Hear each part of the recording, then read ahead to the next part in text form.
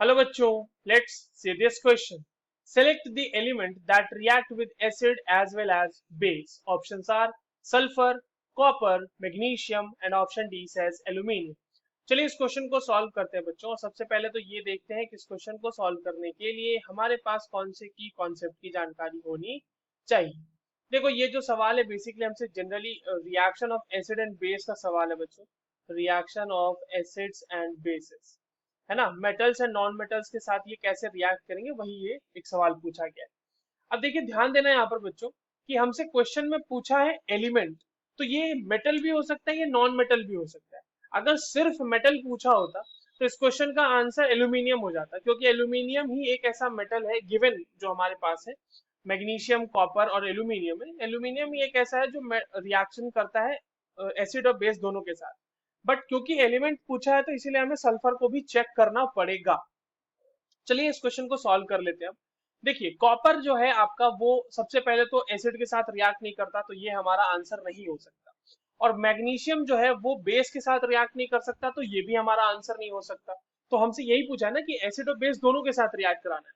अब एल्यूमिनियम की बात करते हैं अगर, तो एल्यूमिनियम जो है वो एसिड के साथ भी रिएक्ट करता है. 2Al plus 6HCl giving 2AlCl3 plus 3H2. Base के साथ मतलब एसिड के साथ रिएक्ट कर गया यहाँ पे.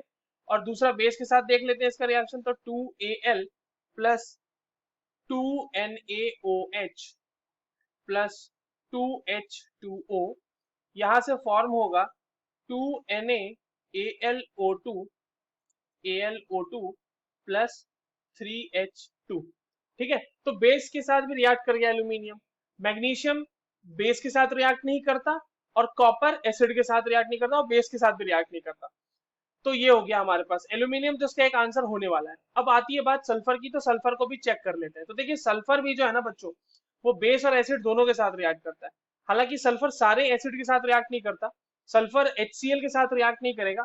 बट अगर सल्फर का रिएक्शन आप H2SO4 के साथ करा दो, सल्फर प्लस H2SO4, तो ये आपको यहाँ से दे देगा 2H2SO4 प्लस, तो ये आपको दे देगा 3SO2 प्लस 2H2O.